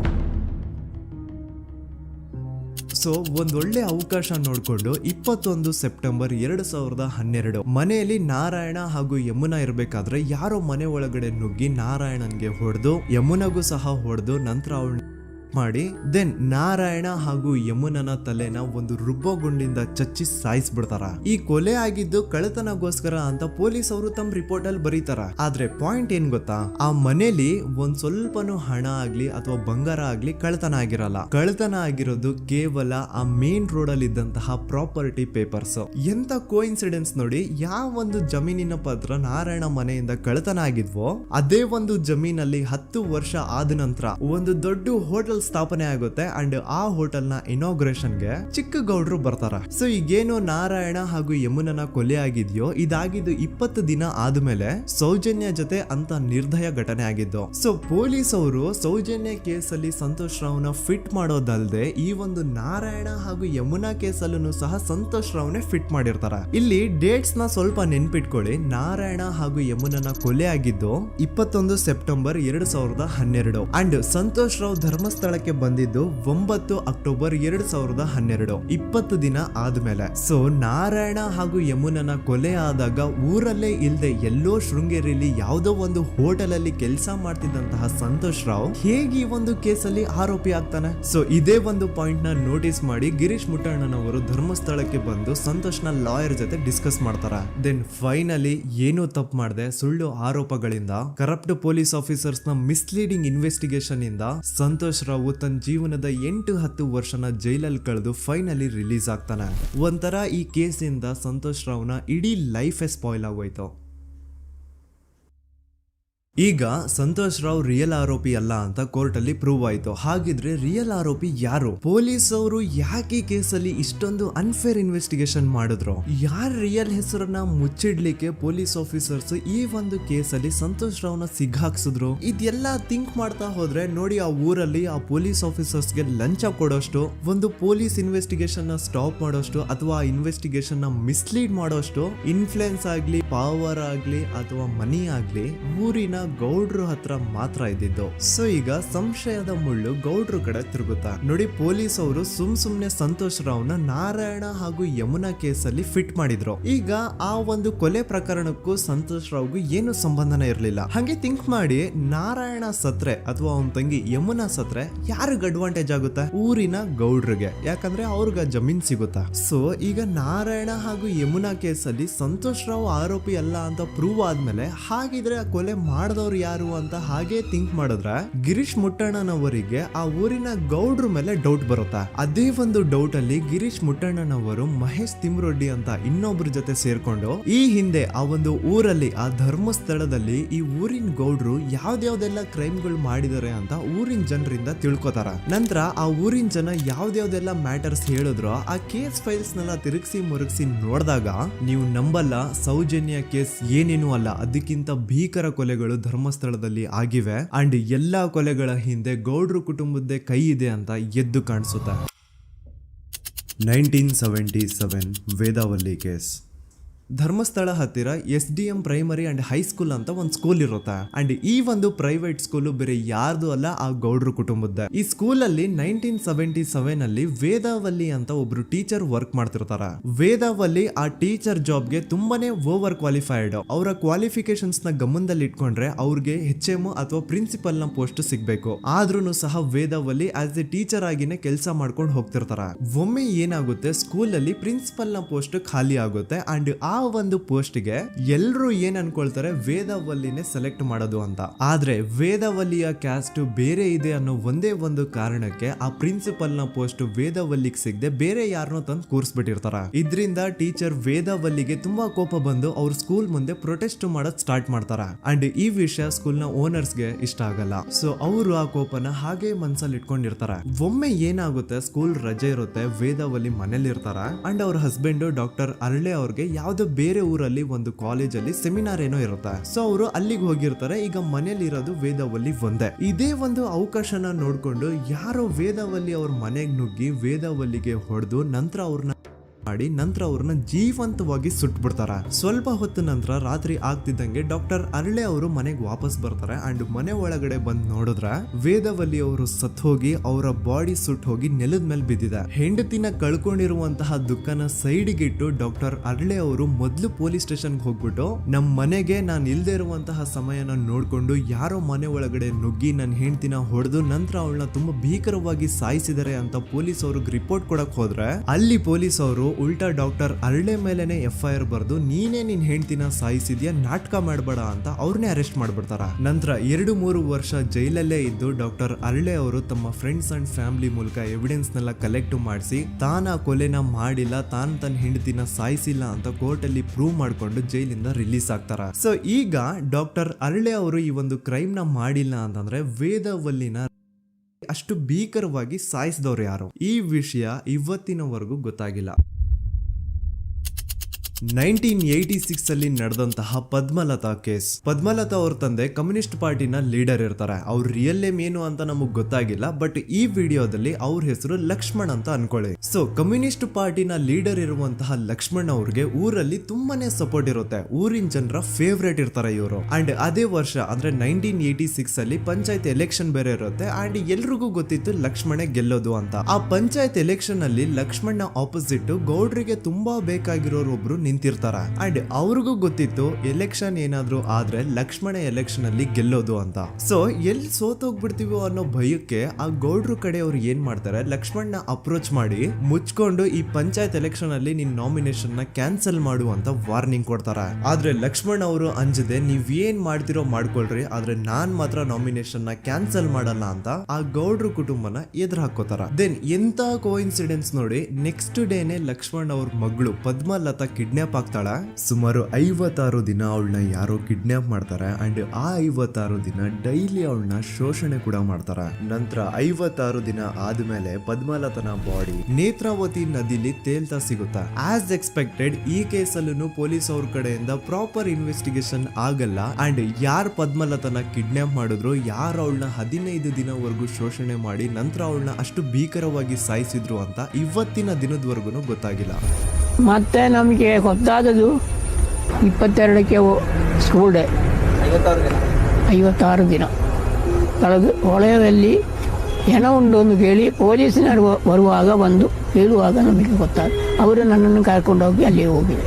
ಇನ್ನೊಂದು ಲಾಸ್ಟ್ ಕೇಸ್ ಇದೆ, ಇದು ಅರ್ಲಿ 2000 ಅಲ್ಲಿ ನಡೆದಿರೋದು. ಇವ್ರದ್ದು ಅಷ್ಟಾಗಿ ಡೀಟೇಲ್ಸ್ ನಾನು ಹೇಳಲ್ಲ, ಜಸ್ಟ್ ಮೇಲ್ ಹೇಳ್ತೀನಿ. 2000 ಇಸ್ವಿಯಲ್ಲಿ ಧರ್ಮಸ್ಥಳದಲ್ಲಿ 2 ಫಿನಾನ್ಸ್ ಬ್ಯಾಂಕ್ ಇರ್ತಾವೆ. ಒಂದು ಅಗೇನ್ ರಿಯಲ್ ನೇಮ್ ತಗೊಳ್ಳೋದು ಬೇಡ, ಲೈಕ್ ಜಸ್ಟ್ ಸಹಕಾರ ಗ್ರಾಮೀಣ ಬ್ಯಾಂಕ್ ಅನ್ಕೊಳ್ಳಿ. ಅಂಡ್ ಇನ್ನೊಂದು ಬಂದ್ಬಿಟ್ಟು SDM ಫೈನಾನ್ಸ್ ಪ್ರೈವೇಟ್ ಲಿಮಿಟೆಡ್. ಈ SDM ಫೈನಾನ್ಸ್ ಪ್ರೈವೇಟ್ ಲಿಮಿಟೆಡ್ ಬಂದು ಗೌಡ್ರು ಕುಟುಂಬ ಅವ್ರಿಗೆ ಸೇರಿದ್ದು. ಆ ಕಡೆ ಇವ್ರ ಆಪೋಸಿಟ್ ಏನದು ಗ್ರಾಮೀಣ ಬ್ಯಾಂಕ್ ಇತ್ತು, ಅದರಲ್ಲಿ ಒಬ್ಬ ಮ್ಯಾನೇಜರು ಬಡವ್ರಿಗೆ ಸಹಾಯ ಆಗ್ಲಿ ರೈತರಿಗೆ ಸಹಾಯ ಆಗ್ಲಿ ಅಂತ ತುಂಬಾ ಕಡಿಮೆ ಬಡ್ಡಿಗೆ ಲೋನ್ ಕೊಡ್ತಿರ್ತಾನೆ. ಇದ್ರಿಂದಾಗಿ ಧರ್ಮಸ್ಥಳದಲ್ಲಿ ಆಲ್ಮೋಸ್ಟ್ ಎಲ್ಲಾ ಕಸ್ಟಮರ್ಸ್ ಆ ಗ್ರಾಮೀಣ ಬ್ಯಾಂಕ್ ಕಡೆಗೆ ಹೋಗ್ತಿರ್ತಾರೆ. SDM ಫೈನಾನ್ಸ್ ಪ್ರೈವೇಟ್ ಲಿಮಿಟೆಡ್ ಕಡೆಗೆ ಯಾರು ಬರ್ತಿರಲ್ಲ. ಇದ್ರಿಂದ ಗೌಡ್ರಿಗೆ ಲಾಸ್ ಆಗ್ತಿರುತ್ತಾ. ಸೊ ಅವ್ರೇನ್ ಮಾಡ್ತಾರೆ, ಆ ಗ್ರಾಮೀಣ ಬ್ಯಾಂಕ್ ನ ಮ್ಯಾನೇಜರ್ ಏನಿದ್ನೋ ಅವನ್ಗೆ ಒಂದು ಸ್ವೀಟ್ ವಾರ್ನಿಂಗ್ ಕೊಡ್ತಾರ. ಮುಚ್ಕೊಂಡು ಇನ್ಮೇಲೆ ಇಂದ ನಿನ್ ಲೋನ್ಸ್ ಕೊಡೋದನ್ನ ನಿಲ್ಸ್ಬಿಡು. ಇನ್ ಕೇಸ್ ಲೋನ್ ಕೊಟ್ರು ನಾವ್ ಯಾವ ಇಂಟ್ರೆಸ್ಟ್ ರೇಟ್ ಗೆ ಲೋನ್ ನ ಕೊಡ್ತಾ ಇದೀವೋ ಅದೇ ರೇಟ್ ಗೆ ನೀನು ಕೊಡುವ ಅಂತ ಫೋರ್ಸ್ ಮಾಡ್ತಾರ. ಆದ್ರೆ ಆ ಗ್ರಾಮೀಣ ಬ್ಯಾಂಕ್ ನ ಮ್ಯಾನೇಜರ್ ಇದ್ಯಾವುದನ್ನು ಕಿವಿಗೆ ಹಾಕೊಳ್ಳಾರ್ದೆ ಅವ್ನ್ ಕೆಲಸ ಅವ್ನ್ ಮಾಡ್ಕೊಂಡು ಹೋಗ್ತಾನ. ದೆನ್ ಸಡನ್ಲಿ ಒಂದು ದಿನ ಬ್ಯಾಂಕ್ ಮ್ಯಾನೇಜರ್ ನ ಹೆಂಡತಿನ ಮನೆ ಒಳಗಡೆನೆ ನುಗ್ಗಿ ಯಾರು ಮಾಡಿ ತುಂಬಾ ಭೀಕರವಾಗಿ ಸಾಯಿಸ್ಬಿಡ್ತಾರ. ಇದರ ರಿಗಾರ್ಡಿಂಗ್ ಆ ಬ್ಯಾಂಕ್ ಮ್ಯಾನೇಜರ್ ಪೊಲೀಸ್ ಸ್ಟೇಷನ್ ಅಲ್ಲಿ ಕಂಪ್ಲೇಂಟ್ ಕೊಡಕ್ ಹೋದ್ರೆ ಪೊಲೀಸ್ ಅವರು ಉಲ್ಟಾ ಆ ಬ್ಯಾಂಕ್ ಮ್ಯಾನೇಜರ್ ಹೆಸರಲ್ಲೇ FIR ಬರ್ದು ನೀನೇ ನಿನ್ ಹೆಂಡತಿನ ಸಾಯಿಸಿದ್ಯಾ ಅಂತ ಅವನ್ನೇ ಅರೆಸ್ಟ್ ಮಾಡ್ಬಿಡ್ತಾರ. ನಂತರ ಒಂದ್ 2-3 ವರ್ಷ ಆ ಬ್ಯಾಂಕ್ ಮ್ಯಾನೇಜರ್ ಜೈಲಲ್ಲಿ ಇರ್ತಾನೆ. ಅದಾದ್ಮೇಲೆ ಅವನ ಕ್ರೈಮ್ ನ ಮಾಡಿಲ್ಲ ಅಂತ ಕೋರ್ಟ್ ಅಲ್ಲಿ ಪ್ರೂವ್ ಆಗುತ್ತೆ. ಆದ್ರೆ ರಿಯಲ್ ಕ್ರೈಮ್ ಮಾಡಿದವರು ಯಾರು ಅಂತ still it's A question mark. And ಇನ್ನೊಂದು ನಾರಾಯಣ ಅಂಡ್ ಯಮುನಾ ಕೇಸ್ ಬಗ್ಗೆ ಅಂತೂ ನಾನು ಆಗ್ಲೇ ನಿಮ್ಗೆ ಎಕ್ಸ್ಪ್ಲೇನ್ ಮಾಡಿದೆ. ಸೊ ಎಂತ ಕೋ ಇನ್ಸಿಡೆಂಟ್ಸ್ ಗಳು ನೋಡಿ, ಯಾರೆಲ್ಲ ಆ ಧರ್ಮಸ್ಥಳದಲ್ಲಿ ಗೌಡ್ರು ಕುಟುಂಬನ ಎದುರಾಕೊಂಡಿದಾರೋ ಅವ್ರ ಜೀವನದಲ್ಲಿ ಏನೋ ಒಂದು ತುಂಬಾ ದೊಡ್ಡ ದುರಂತ ನಡೆದು ಹೋಗುತ್ತಾ. ಅಂಡ್ ಸರ್ಪ್ರೈಸಿಂಗ್ಲಿ ಅವ್ರ ಕೇಸಲ್ಲಿ ಪೊಲೀಸ್ ಅವ್ರ ಕಡೆಯಿಂದ ಪ್ರಾಪರ್ ಇನ್ವೆಸ್ಟಿಗೇಷನ್ ಆಗಲ್ಲ. ಅಂಡ್ ಯಾರ ಆ ಕ್ರೈಮ್ ನ ಮಾಡಿದ್ರು ಅಂತ ಯಾವತ್ತೂ ಹೊರಗೆ ಬರೋದೇ ಇಲ್ಲ. ಸೊ ಈ ಗೌಡ್ರು ಕುಟುಂಬದವರು ಧರ್ಮಸ್ಥಳದಲ್ಲಿ ಬೇಜನ್ ಕರ್ಮಕಾಂಡಗಳನ್ನ ಮಾಡಿದ್ದಾರೆ. ಅಂಡ್ ಅವ್ರ ಪವರ್ ಅಂಡ್ ಅವ್ರಿಗಿರುವಂತಹ ಇನ್ಫ್ಲೂಯೆನ್ಸ್ ಇಂದ ಆ ಎಲ್ಲಾ ಕೇಸ್ ನ ಮುಚ್ಚಾಕಿದ್ದಾರೆ ಅಂತ ಮಹೇಶ್ ಹಾಗೂ ಗಿರೀಶ್ ಮುಟ್ಟಣ್ಣನವರ ಹೇಳಿಕೆ ಆಗಿದೆ. ಸೊ ಗೌಡ್ರು ಫ್ಯಾಮಿಲಿನ ಟ್ರ್ಯಾಕ್ ರೆಕಾರ್ಡ್ ನೋಡಿದ್ರೆ ಧರ್ಮಸ್ಥಳದಲ್ಲಿ ಒಂದು ಹುಡುಗಿನ ರೇಪ್ ಅಂಡ್ ಮರ್ಡರ್ ಮಾಡಿ ದೆನ್ ಪೊಲೀಸ್ ಅವ್ರಿಗೆ ಲಂಚ ಕೊಟ್ಟು ಇನ್ವೆಸ್ಟಿಗೇಷನ್ ನ ಮಿಸ್ಲೀಡ್ ಮಾಡೋಷ್ಟು ಪವರ್ ಇನ್ಫ್ಲೂಯೆನ್ಸ್ ಈ ಗೌಡ್ರು ಕುಟುಂಬಕ್ಕೆ ಮಾತ್ರ ಇರೋದು. ಈಗ ಸಂತೋಷ್ ರಾವ್ ಅಂತೂ ಸೌಜನ್ಯ ಕೇಸಲ್ಲಿ ಆರೋಪಿ ಅಲ್ಲ ಅಂತ ಪ್ರೂವ್ ಆಯ್ತು. ಹಾಗಿದ್ರೆ ರಿಯಲ್ ಆರೋಪಿ ಯಾರು? ನೆನಪು ಮಾಡ್ಕೊಳ್ಳಿ, 11 ಅಕ್ಟೋಬರ್ 2012 ಸಂಜೆ 5 ಗಂಟೆ ಹಾಗೆ ಬಾಹುಬಲಿ ಬೆಟ್ಟದಲ್ಲಿ ಸಂತೋಷ್ ರಾವ್ ತನ್ನ ಪಾಡಿಗೆ ತಾನು ಸೀನರೀಸ್ ನ ಎಂಜಾಯ್ ಮಾಡ್ಕೊಂಡು ಸುಮ್ನೆ ಕೂತಿರ್ಬೇಕಾದ್ರೆ ಅವನ ಹತ್ರ 5 ಜನ ಕಿಡಿಗೇಡಿಗಳು ಬಂದು ಜಗಳ ತೆಗಿತಾರ. ಆ 5 ಜನ ಕಿಡಿಗೇಡಿಗಳು ಯಾರು ಅಂತ ನಾನು ಇಲ್ಲಿವರೆಗೂ ನಿಮ್ಗೆ ಹೇಳಿಲ್ಲ. ಸೊ ಅವರು ಬೇರೆ ಯಾರು ಅಲ್ಲ, ಚಿಕ್ಕ ಗೌಡ್ರು ಮಗ ನಿಶಾಂತ್ ಜೈನ್ ನ ವೆರಿ ಕ್ಲೋಸ್ ಫ್ರೆಂಡ್ಸ್. ಅವ್ರು ದಣಿ ಮಾಡಿರುವಂತಹ ಕ್ರೈಮ್ ಅಲ್ಲಿ ಬೇರೆ ಯಾರನ್ನಾದ್ರೂ ಸಿಗಿಸ್ಬೇಕಲ್ಲ ಅಂತ ಇವ್ರು ಬಕ್ರ ಹುಡುಕ್ತಾ ಇರ್ಬೇಕಾದ್ರೆ ಆಗ ಇವ್ರಿಗೆ ಸಿಗೋದೆ ಸಂತೋಷ್ ರಾವ್. ಅಗೇನ್ ಇನ್ನೊಂದು ಎಂತ ಕೋಇನ್ಸಿಡೆನ್ಸ್ ನೋಡಿ, ಸಂತೋಷ್ ರಾವ್ ಸೌಜನ್ಯ ಕೇಸಲ್ಲಿ ಅರೆಸ್ಟ್ ಆದ ನಂತರ ಚಿಕ್ಕ ಗೌಡ್ರು ಮಗ ನಿಶಾಂತ್ ಜೈನ್ ದೇಶನೇ ಬಿಟ್ಟು ಹೋಗ್ಬಿಡ್ತಾನೆ. ಈ ಕೇಸಲ್ಲಿ ಚಿಕ್ಕ ಗೌಡ್ರು ಮಗ ಇನ್ವಾಲ್ವ್ಮೆಂಟ್ ಇದೆ ಅಂತ ಯಾರಿಗೂ ಡೌಟೇ ಬರ್ತಾ ಇರ್ಲಿಲ್ಲ. ಡೌಟ್ ಯಾವಾಗ ಬಂತು ಅಂದ್ರೆ ಆ 5 ಜನ ಕಿಡಿಗೇಡಿಗಳು ಯಾರು ಸಂತೋಷ್ನ ಈ ಒಂದು ಕೇಸಲ್ಲಿ ಸಿಗಾಕ್ಸಿದ್ರು ಆ 5 ಜನರಲ್ಲಿ ಒಬ್ಬ ರವಿ ಪೂಜಾರಿ ಅಂತಾನು ಇರ್ತಾನೆ. ಅವನ್ಗೆ ತಾನು ತಪ್ಪು ಮಾಡಿದೀನಿ ಅಂತ ಗಿಲ್ಟ್ ಕಾಡುತ್ತೋ ಅಥವಾ ಬೇರೆ ಏನೋ ಗೊತ್ತಿಲ್ಲ, ಆದ್ರೆ ಅವನೇ ಸ್ವತಃ ಪೊಲೀಸ್ ಅವ್ರ ಹತ್ರ ಹೋಗ್ಬಿಟ್ಟು ಸೌಜನ್ಯ ಕೇಸಲ್ಲಿ ನಿಜವಾದ ಆರೋಪಿ ಸಂತೋಷ್ ಅಲ್ಲ ಕಂಡ್ರು, ಅವನ್ನ ಸುಮ್ನೆ ಸಿಗಾಕ್ಸಿರೋದಷ್ಟೇ, ನಿಜವಾದ ಆರೋಪಿಗಳು ಚಿಕ್ಕ ಗೌಡ್ರು ಮಗ ನಿಶಾಂತ್ ಜೈನ್ ಅಂಡ್ ಅವನ್ ಫ್ರೆಂಡ್ಸ್ ಸೂರಜ್, ಕಿರಣ್ ಅಂಡ್ ಕಣ್ಮಣಿ ಅಂತ. ಈ ಎಲ್ಲಾ ವಿಷಯನ ರವಿ ಪೂಜಾರಿ ಪೊಲೀಸ್ ಅವ್ರಿಗೆ ತಿಳಿಸ್ತಾನೆ. ಅಗೇನ್ ಎಂತ ಒಂದು ಕೋಇನ್ಸಿಡೆನ್ಸ್ ನೋಡಿ, ಈ ವಿಷಯಗಳನ್ನ ಊರಿನ ಜನರು ಮುಂದೆ ಹೇಳಿದಂತಹ ರವಿ ಪೂಜಾರಿ ಆಕಸ್ಮಿಕವಾಗಿ ಸತ್ ಹೋಗ್ಬಿಡ್ತಾನೆ. ಇವನು ಹೇಳಿದ್ದು ನಿಜ ಅಂತ ಜನರಿಗೆ ಯಾವಾಗ ಕನ್ಫರ್ಮ್ ಆಗುತ್ತೆ ಅಂದ್ರೆ ಸೌಜನ್ಯಗೆ ತುಂಬಾ ಹತ್ರವಾದವ್ರು ಒಬ್ರು ಯಶೋಧ ಅನ್ನೋರು ಕೋರ್ಟ್ ಅಲ್ಲಿ ಬಂದ್ಬಿಟ್ಟು ಸೌಜನ್ಯ ಕೊಲೆ ಆಗಿದ್ದ ದಿನ ಆ ಒಂದು ಸ್ಪಾಟ್ ಅಲ್ಲಿ ನಾನು ಈ 3 ಜನರನ್ನ ನೋಡಿದ್ದೆ ಅಂತ ಸಾಕ್ಷಿ ಹೇಳ್ತಾರೆ. ಈಗ ಎಲ್ಲಾ ಡಾಟ್ಸ್ ನ ಕನೆಕ್ಟ್ ಮಾಡ್ತಾ ಹೋದ್ರೆ ಸೌಜನ್ಯ ಕೇಸ್ ಒಂದೇ ಅಲ್ಲ, ನಾರಾಯಣ ಹಾಗೂ ಯಮುನಾ ಕೇಸಲ್ಲೂ, ವೇದವಲ್ಲಿ ಕೇಸಲ್ಲೂ, ಆ ಬ್ಯಾಂಕ್ ಮ್ಯಾನೇಜರ್ ನ ಕೇಸಲ್ಲೂ ಹಾಗೂ ಪದ್ಮಲತಾ ಕೇಸಲ್ಲೂ ಸೀದಾ ಡೈರೆಕ್ಟ್ ಡೌಟ್ ಬರೋದೆ ಊರಿನ ಗೌಡ್ರ ಮೇಲೆ. I really want to appreciate Kudla rampage YouTube channel, third eye YouTube channel, Girish ಮುಟ್ಟಣ್ಣನವರು ಸರ್ ಹಾಗೂ ಮಹೇಶ್ ಅವರು ಅಂಡ್ ಆಲ್ ಅದರ್ಸ್. ಇವರ ಕಾನ್ಸ್ಟೆಂಟ್ ಎಫರ್ಟ್ಸ್ ಇಂದಾನೆ ಸತ್ಯ ಏನಂತ 1 by 1 ಹೊರಗೆ ಬರ್ತಿದೆ and they are trying their level best to catch real criminals. At present Soujanya case ಬಗ್ಗೆ ಅಪ್ಡೇಟ್ ಏನು ಅಂತಂದ್ರೆ ಹೈಕೋರ್ಟ್ ವರೆಗೂ ಈ ಒಂದು ಕೇಸ್ ಹೋಗಿದೆ ಅಂಡ್ ಈ ಕೇಸಲ್ಲಿ ಈಗ ಇನ್ನೊಮ್ಮೆ ಮತ್ತೆ ಫ್ರೆಶ್ ಆಗಿ ರೀಇನ್ವೆಸ್ಟಿಗೇಷನ್ ಸ್ಟಾರ್ಟ್ ಆಗಬೇಕು ಅಂತ ಹೋರಾಟ ನಡೀತಿದೆ. ಸದುತ ಪ್ರಜೆಗಳೇ, ಇದಾಗಿತ್ತು ಸೌಜನ್ಯ ಕೇಸ್ ಬಗ್ಗೆ ನಮ್ಮ ಒಂದು ಡೀಟೇಲ್ಡ್ ವಿಡಿಯೋ. ಈ ವಿಡಿಯೋದಲ್ಲಿ ನನ್ನಿಂದ ಎಲ್ಲಾದ್ರೂ ಏನಾದ್ರೂ ಚಿಕ್ಕ ಪುಟ್ಟ ಇನ್ಫಾರ್ಮೇಶನ್ ಮಿಸ್ ಆಗಿದ್ರೆ ಅಥವಾ ಮಿಸ್ಟೇಕ್ ಆಗಿದ್ರೆ ಅದನ್ನ ದಯವಿಟ್ಟು ಕಮೆಂಟ್ ಸೆಕ್ಷನ್ ಅಲ್ಲಿ ಹೈಲೈಟ್ ಮಾಡಿ. ಈ ವಿಡಿಯೋ ಯಾವಾಗ ಯೂಟ್ಯೂಬ್ ಇಂದ ಡಿಲೀಟ್ ಆಗುತ್ತೋ ನನ್ಗಂತೂ ಗೊತ್ತಿಲ್ಲ. ಸೊ ಪ್ಲೀಸ್ ಆದಷ್ಟು ಬೇಗ ಇದನ್ನ ಎಲ್ಲಾ ಕಡೆ ಶೇರ್ ಮಾಡಿ. ಓಕೆ ಪ್ರಜೆಗಳೇ, ಇವತ್ತಿಗಿಷ್ಟು ಸಾಕು ಅನ್ಕೊಳ್ತೀನಿ. ನಾನು ನಿಮ್ಮ ದೂತ ಸಮೀರ್ MD. ಮತ್ತೆ ಸಿಗ್ತೀನಿ ನೆಕ್ಸ್ಟ್ ವಿಡಿಯೋದಲ್ಲಿ.